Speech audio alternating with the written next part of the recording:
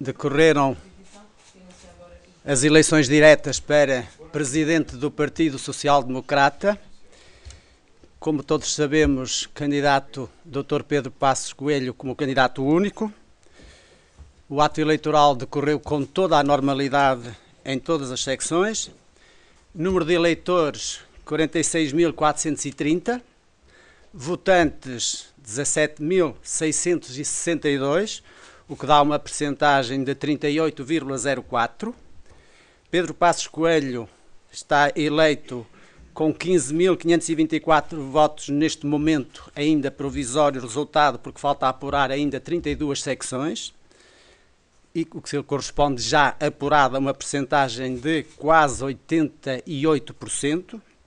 Brancos, 1.492, nulos, 646. Para não demorar mais, não ficamos até ao fim. As 32 secções que há para apurar, com certeza que darão ainda números finais diferentes, pouco melhor ou pior, não se sabe. Seguramente que posso declarar eleito com toda a normalidade e regularidade o candidato Dr. Pedro Passos Coelho, a quem felicito pela sua votação, pela sua eleição, desejo as maiores felicidades e o partido sabe que está a entregar-lhe um novo mandato para, no horizonte da normalidade de um país normal, vir a ser o candidato a primeiro-ministro nas eleições de 2015. Sr. Dr. Pedro Passos Coelho, muitos parabéns. Tenha a palavra para se dirigir ao país. Muito obrigado. Muito boa noite também.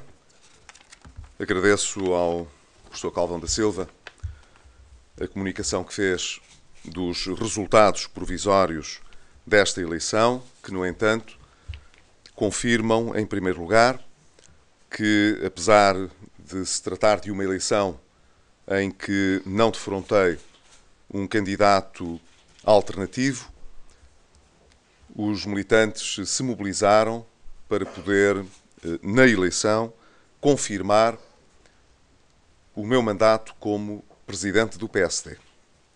Quero, portanto, nesta ocasião também, endereçar um agradecimento pessoal, não apenas ao meu mandatário nacional, o Dr. Fernando Ruas, bem como ao meu diretor nacional de campanha, o Dr. Pedro Duarte Ramos, a toda a equipa que, no país, me permitiu este contacto com todos os militantes que estiveram interessados em fazer um debate bastante aprofundado sobre a situação do partido e do país e que, na atual conjuntura, apoiaram a minha recandidatura à liderança do PSD e confirmaram que o PSD se manterá como um partido garante da estabilidade política no país e no governo.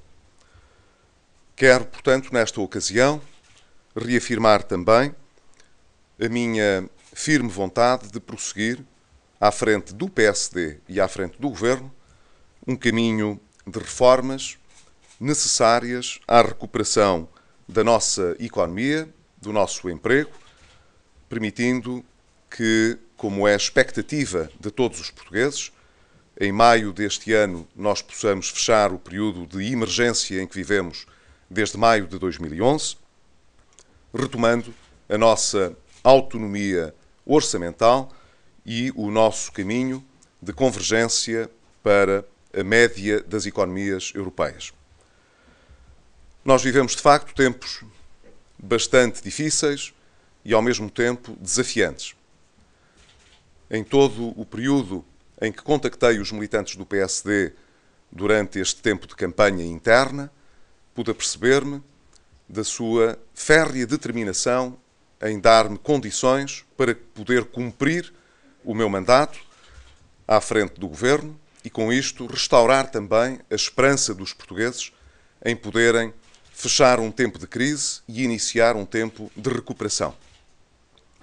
Sabemos que não teremos um milagre económico em maio deste ano, que quando fecharmos o período de assistência económica e financeira, ainda teremos desafios muito importantes para enfrentar, seja ao nível do desemprego, seja ao nível da coesão social, seja ao nível da coesão territorial e, portanto, da recuperação económica que precisamos de fazer.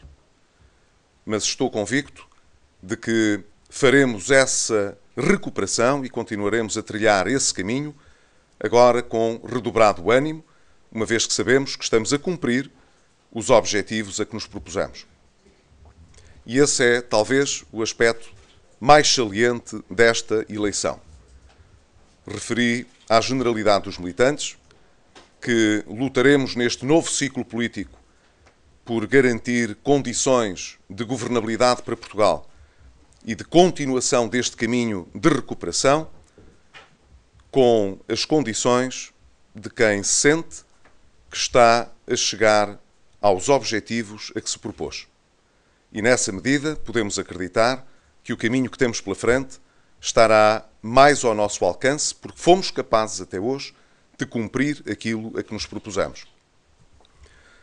Dito isto, gostaria também de deixar uma mensagem importante para o país.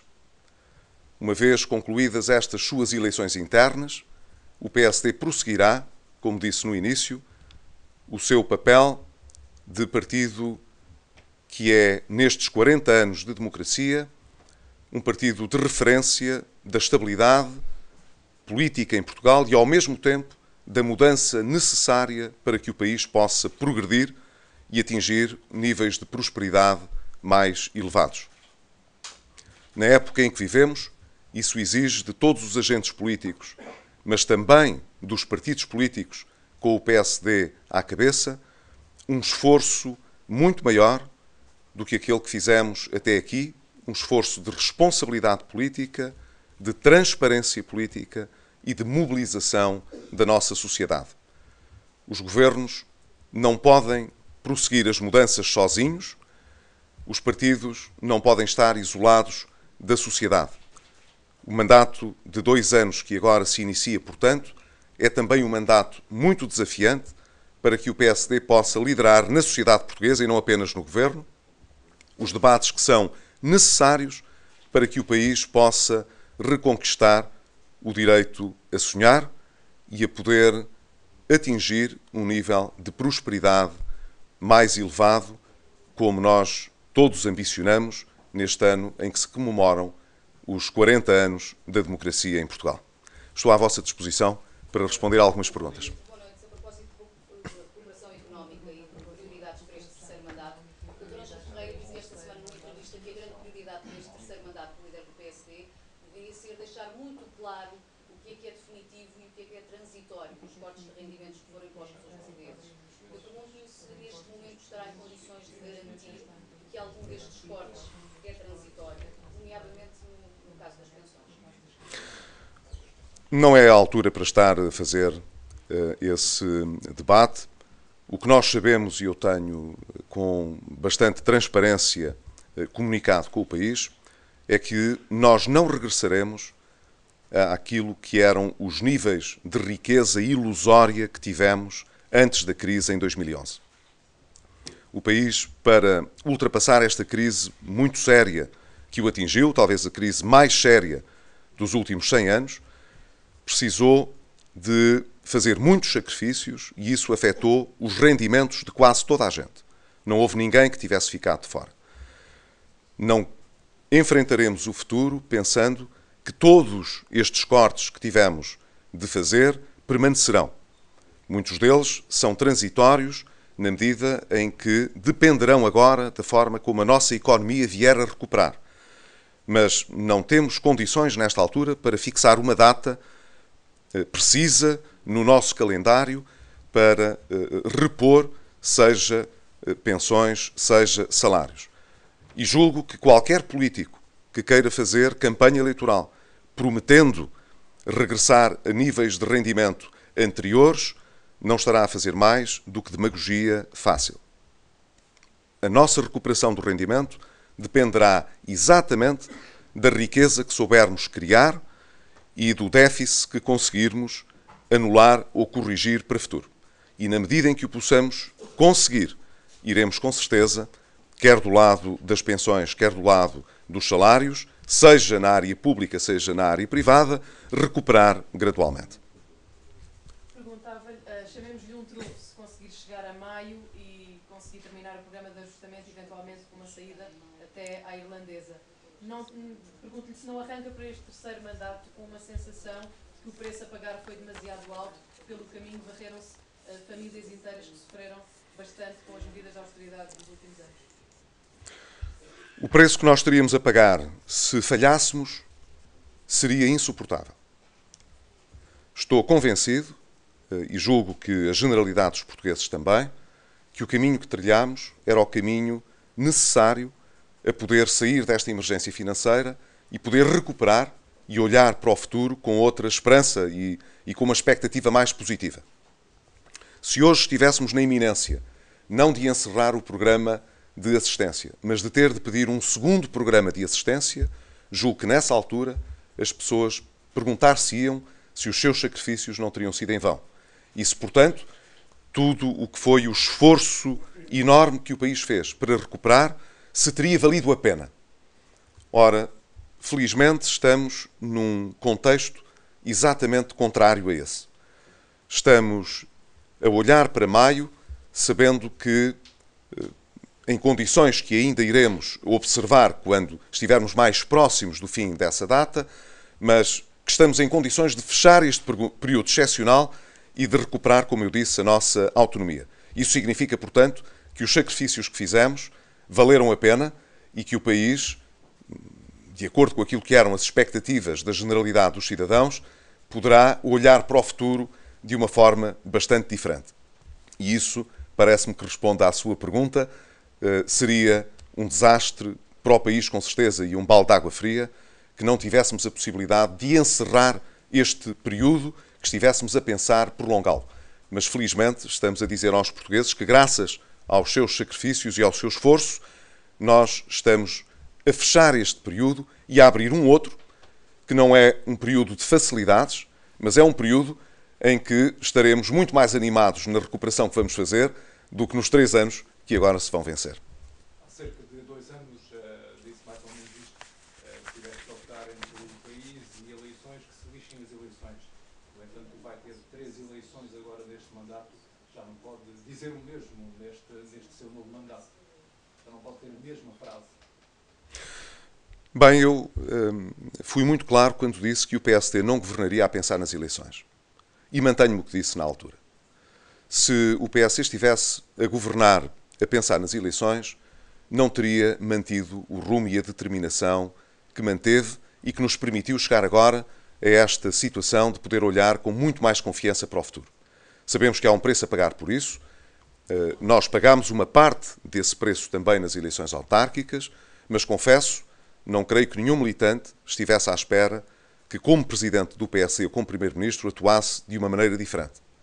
Foi Sá Carneiro que, como nosso fundador, disse sempre que, em primeiro lugar, estava o interesse do país, só depois vinha o interesse do partido e o interesse de cada um de nós, em termos mais individuais.